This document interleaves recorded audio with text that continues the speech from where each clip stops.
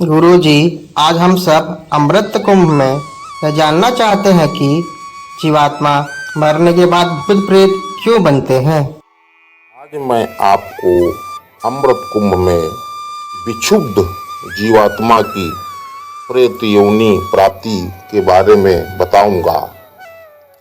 श्रीमद् भागवत गीता के अध्याय 8 में कहा गया है, भगवान हरि कहते हैं, जो पुरुष अंतकाल में भी मुझको ही स्मरण करता हुआ शरीर को त्याग कर जाता है, वो मेरे साक्षात स्वरूप को प्राप्त होता है। इसमें कुछ भी संशय नहीं है। आगे हरि कहते हैं कि हे कुंती पुत्र अर्जुन, यह मनुष्य अंतकाल में जिस जिस भी भाव को स्मरण करता हुआ शरीर का त्याग करता है, उसको ही प्राप्त होता है, क्योंकि वो सदा उसी भाव से भावित रहा है। इसलिए हे अर्जुन, तू सब समय में निरंतर मेरा स्मरण कर और युद्ध भी कर। इस प्रकार मुझ में अर्पण किए हुए मन बुद्धि से युक्त होकर तू निसंदेह मुझको ही प्राप्त होगा। जन्म के पहले जिस प्रकार हम थे, उसी प्रकार मृत्यु भी कोई ऐसी घटना नहीं है जिससे जीवन का नाश सिद्ध होता हो। नाश शब्द भी जन्म की तरह नस आदर्शने धातु से बना है, जिसका अर्थ होता है जो अभी तक दिखाई दे रहा था वो अब अव्यक्त हो गया है, वो अपनी सूक्ष्म अवस्था में चला गया। शरीर स्थूल था, उसमें प्रविष्ट होने के कारण संरचना दिखाई दे रही थी, चेतना व्यक्त थी, पर शरीर के बाद वो नष्ट हो गई। ऐसा नहीं है।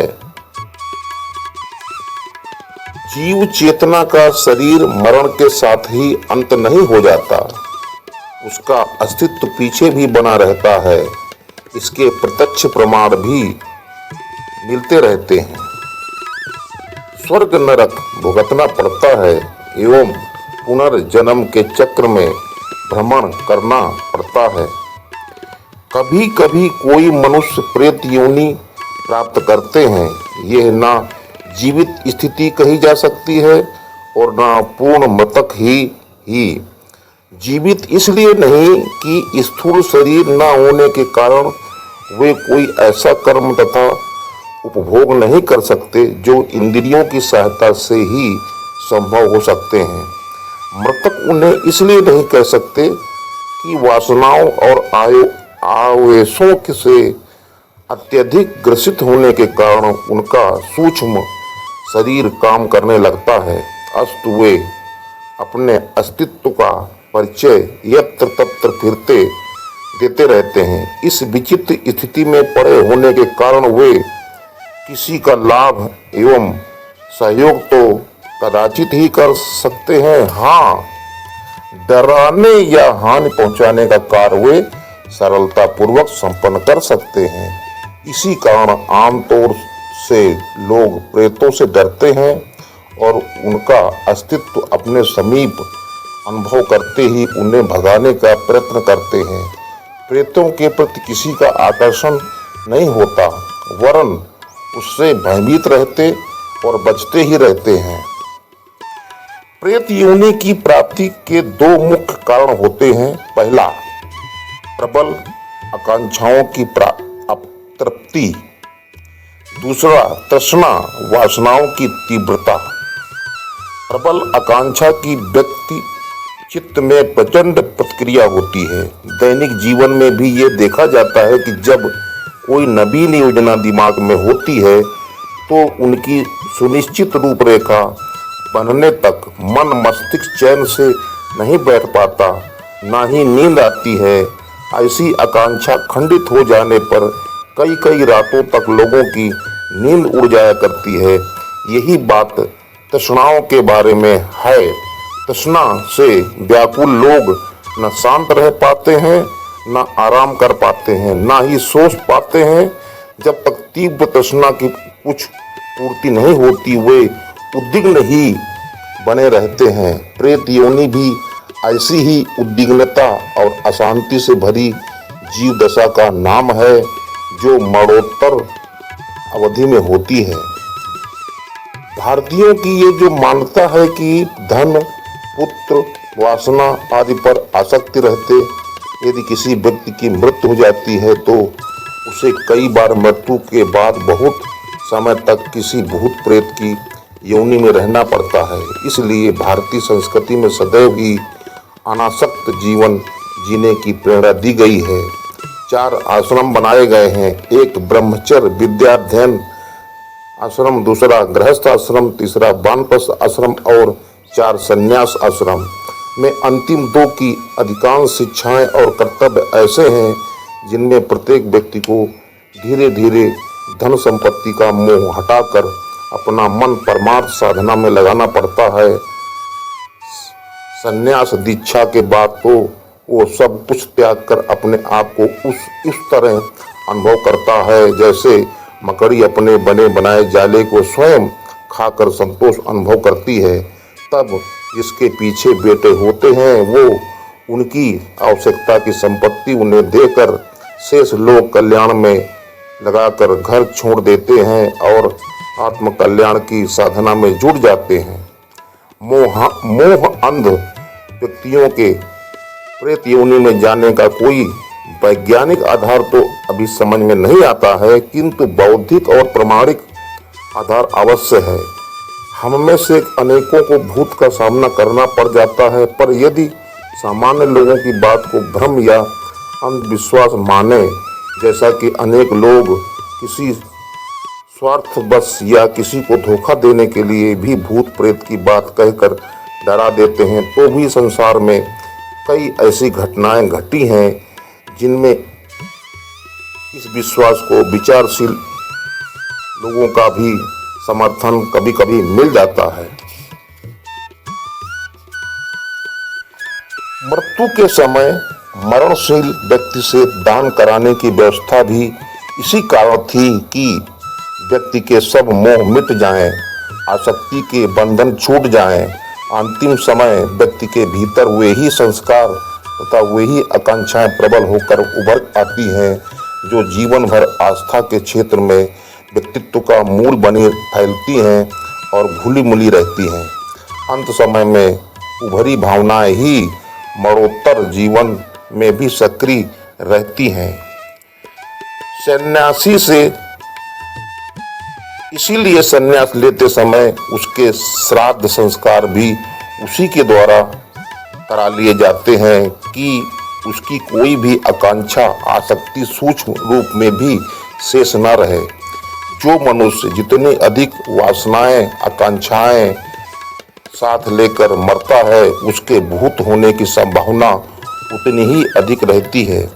अतः इस दुर्दशा से मुक्ति का सर्वोत्तम उपाय ऐसी जीवन दृष्टि, चिंतन पद्धति तथा आचरण अभ्यास को विकसित करना है जो वासनाओं, तृष्णाओं और आकांक्षाओं से निर्लिप्तता का भाव दृढ़ करे।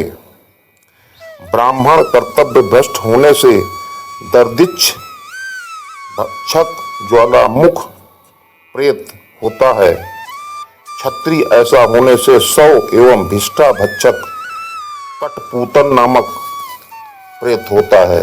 वैश्य कर्म भ्रष्ट होने से पूय भक्षक मैताच ज्योतिक नामक प्रेत होता है एवं शूद्र ऐसा होने से चैलासक नामक प्रेत होता है। तात्पर्य यह है कि कर्तव्य भ्रष्टता और विवेक भ्रष्टता ही मरणोत्तर जीवन में प्रेत अवस्था का कारण बनती है। साधारण मनुष्य के मन के सूक्ष्म शरीर की स्थूल शरीर एवं इंद्रियों के साथ विशेष आसक्ति से होने से मनुष्य इच्छानुसार स्थूल शरीर धारण नहीं कर सकता। योगियों का सूक्ष्म शरीर वासना द्वारा आबद्ध नहीं होने से वे अपनी इच्छा अनुसार शरीर धारण कर सकते हैं। प्रेतों का स्थूल शरीर होता ही नहीं, केवल सूक्ष्म शरीर होता है। सूक्ष्म शरीर में असीम बल है। इसी कारण प्रेत वासना के वेग को प्रबल बनाकर आवश्यकतानुसार स्थूल शरीर धारण कर सकता है, किंतु योगी के स्थूल शरीर धारण एवं प्रेत के स्थूल शरीर धारण में अनेक अंतर हैं। योगी का अंतःकरण वासना रहित होने से वह योग सिद्धि की सहायता से अपनी इच्छा अनुकूल नाना प्रकार का शरीर धारण कर सकता है। प्रेत ऐसा नहीं कर सकता। वो केवल अपनी किसी तीव्र प्रबल वासना के अनुसार थोड़े समय के लिए स्थूल शरीर बना सकता है। उदाहरणार्थ, यदि किसी माता का चित्त अपने पुत्र में आसक्त हो, वो उसी का ध्यान करते हुए शरीर त्याग करे एवं इसी कारण उसको प्रेत योनि की प्राप्ति हो, तो वो उस वासना के तीव्र वेग से अपने पूर्व स्थूल शरीर के अनुरूप ही स्थूल शरीर बनाकर पुत्र के निकट आ सकती है। ऐसे ही स्त्री पति के निकट या पति स्त्री के निकट आ सकता है। प्रेतों का शरीर सब समय एक जैसा नहीं होता। सूक्ष्म पंच तत्वों पर आधिपत्य होने से प्रेत आवश्यकता अनुसार किसी न किसी तत्व का आकर्षण करके उसी के अनुसार शरीर धारण कर सकता है। यदि वो शक्तिशाली प्रेत हो, वायु तत्व का आकर्षण करके वो प्रबल आंधी का रूप धारण कर सकता है, किसी को भयभीत कर सकता है। इसी समय अग्नि तत्व की सहायता से भयानक आग्नेय रूप धारण करके मनुष्य को डरा सकता है। कभी छाया रूप धारण करके मनुष्य के सामने आ सकता है एवं बातचीत भी कर सकता है। प्रेतों के छाया शरीर की ये बातें कान से नहीं सुनी जा सकती। प्रेत जिससे अपनी बात कहना चाहता है, उसके हृदय में ऐसी प्रेरणा उत्पन्न करता है जिससे वो मनुष्य अपने मन में प्रेत की बात सुन सकता है एवं उसके साथ वार्तालाप भी कर सकता है। कुछ प्राणियों को ऐसी स्वाभाविक दृष्टि भी होती है कि वे प्रेत को देख सकते हैं। कुछ मनुष्यों में भी प्रेत को देखने की स्वाभाविक दृष्टि होती है। ऐसे मनुष्य प्रेत की छाया, प्रेत की मूर्ति या प्रेत ने किसी व्यक्ति पर आवेश किया हो तो उस व्यक्ति के अंदर प्रेत को देख सकते हैं। स्वभाव के अनुसार प्रेत भी अच्छे बुरे नाना प्रकार के हुआ करते हैं। चरित्र निरीह व्यक्ति मोह आदि के कारण प्रेत योनि प्राप्त करके भी किसी का अनिष्ट अथवा हानि नहीं करते हैं, किंतु जो मनुष्य स्त्री या पुरुष जीवित अवस्था में ही विश्व प्रकृति के होते हैं, वे मनुष्य के अंदर प्रेत योनि प्राप्त करने पर अपनी दुष्टता से बाज नहीं आते। इस श्रेणी के प्रेत मनुष्य को भय दिखाते हैं, अत्याचार करते हैं, दूसरों पर आक्रमण करते हैं और नाना प्रकार के उपद्रव करते हैं। परंतु ये सब उपद्रव दुर्बल हृदय प्रकार के मनुष्यों के ऊपर ही प्रभाव डाला करते हैं। आत्मबल संपन्न उन्नत मन के सदाचारी एवं पवित्र स्त्री पुरुषों को प्रेत कुछ भी हानि नहीं पहुंचा सकता है। प्रायः स्त्री या बालक पर ही प्रेतों का आक्रमण ज्यादातर देखा सुना जाता है, क्योंकि इन दोनों में मानसिक भावनाओं की स्वभावता प्रधानता हुआ करती है, ज्ञान की प्रधानता नहीं रहती। नीच प्रकृति के दुष्ट प्रेत जिस पर आक्रमण करते हैं उसको आत्महत्या कर डालने के लिए भी प्रेरणा करते हैं, जिससे वो मरने के बाद उन्हीं की योनि में आ जाए। आत्महत्या करके प्राण त्याग करने वाले प्रेतों में आत्महत्या करने की अंतिम प्रवृत्ति प्रबल रूप में रहती है। इस कारण वो दूसरों को भी उसी के लिए प्रेरित करता है। विक्षुब्ध, अशांत, उद्विग्न जीव अपने विक्षोभ और उद्विग्नता के ही विस्तार की धुन में लगे रहते हैं। विक्षोभ प्रेरित प्रेतों का जीवन बड़ा ही सुखमय होता है, क्योंकि जिन वासनाओं के कारण प्रेत योनि की प्राप्ति होती है, प्रेत योनि में उनकी कमी नहीं होती, किंतु वे और भी प्रबल हो उठती हैं। अतः प्रेत अपनी उन वासनाओं की आधार वस्तुओं को पाने एवं भोग करने के लिए सदा लालायित रहता है, परंतु उस योनि में उस वस्तुओं का वो यथेष्ट भोग नहीं कर सकता। इस कारण निराशा ही अग्नि में वो दिन रात जला करता है। मोहमुग्ध प्रेत सदा पत्नी, संतति आदि के साथ मिलकर जीवित अवस्था की तरह रहना चाहता है।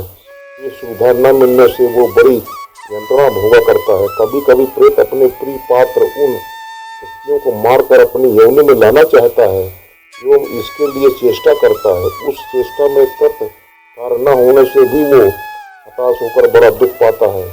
कभी कोई पुरुष अपनी प्रथम पत्नी की मृत्यु के बाद दूसरा विवाह करता है। ऐसी दशा में उसकी पहली प्रथम पत्नी को प्रत्यक्ष हुआ हो एवं उस मृत स्त्री की आसक्ति अपने जीवित पति पर हो, जैसा होना कि स्वाभाविक है, तो वो अपनी पत्नी की ईर्ष्या में दिन रात जला करती है और वो अपने पति के पास स्वयं आना चाहती है एवं सौत के साथ पति का विच्छेदन कराने की यथासाध्य चेष्टा भी करती है।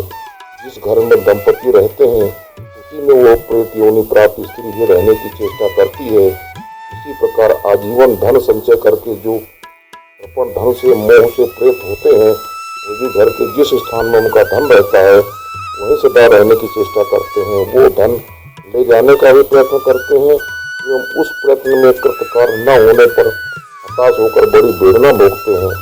ऐसे ही व्यभिचारी पुरुष प्रेत योनि में जाकर अपनी व्यभिचार वासना को परित्याग नहीं कर सकती। इस कारण ऐसे प्रेत पर स्त्री या ऐसी प्रेतनी पर पुरुष के साथ अपनी नीच वासना चरितार्थ करने की चेष्टा करती है।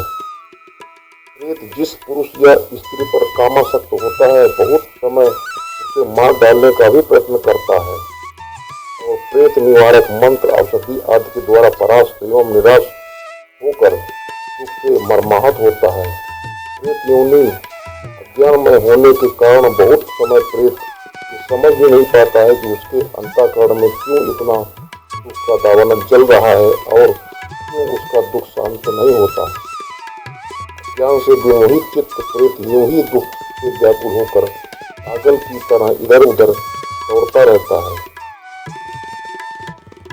भूत जो सचमुच भी होते हैं वे मात्र अपने अतीत की अनुगूज होते हैं। अपनी वासना, तृष्णा एवं आकांक्षा की आग से वे स्वयं ही जल रहे होते हैं। वे वस्तुतः अतीत की भूलों का फल भुगत रहे होते हैं और उनसे मुक्त होने के लिए छटपटा रहे होते हैं। अतृप्त आकांक्षाओं का उद्वेग मरने के बाद भी प्राणी को चैन नहीं लेने देता और वो सूक्ष्म शरीरधारी होते हुए भी यही प्रयत्न करता है कि अपने असंतोष को दूर करने के लिए कोई उपाय, साधन एवं मार्ग प्राप्त करे। संसारिक कृत्य या उपयोग शरीर द्वारा ही हो सकते हैं। मृत्यु के उपरांत शरीर रहता नहीं। ऐसी दशा में उस अतृप्त प्राणी की उद्विग्नता उसे कोई शरीर गढ़ने की प्रेरणा करती है। भूत अपनी इच्छा पूर्ति के लिए किसी दूसरे के शरीर को भी माध्यम बना सकते हैं। उसके शरीर से अपनी वासनाओं की पूर्ति कर सकते हैं अथवा जो स्वयं करना चाहते थे वो दूसरों के शरीर से करा सकते हैं। कुछ कहने या सुनने की इच्छा हो तो वो भी अपने वशवर्ती व्यक्ति द्वारा इसी कदर पूरी करते देखे गए हैं। इसके लिए उन्हें किसी को माध्यम बनाना पड़ता है। हर व्यक्ति माध्यम नहीं बन सकता। इसके लिए दुर्बल मना स्थिति का आदेश पालने के लिए उपयुक्त मनोभूमि का व्यक्ति होना चाहिए। प्रेतों के लिए सवारी का काम ऐसे ही लोग दे सकते हैं। मनस्वी लोगों की तीक्ष्ण इच्छा शक्ति उनका आधिपत्य स्वीकार नहीं करती। भूत मनुष्य से कम समर्थ और कम साधन संपन्न होते हैं। बशर्ते मनुष्य ने आत्मविकास किया हो, तबे अविकसित अपरिष्कृत मनुष्य ही भूतों के प्रकोप और आतंक के शिकार बनते हैं। भूत तो अपने ही उन्माद से त्रस्त आत्मप्रताड़ित प्राणी होते हैं। वे उस त्रास का आत्मप्रताड़ना का परिचय भर ही दे सकते हैं। उनसे डरकर स्वयं भी भूतोन्मादग्रस्त हो जाने वाले व्यक्ति की दयनीय दुर्बलता मनुष्य की गरिमा के अनुरूप नहीं। भूत आत्मसत्ता की अविनाशिता के प्रमाण भर है। उस प्रमाण से मनुष्य को भयभीत होने की भला क्या आवश्यकता। धन्यवाद।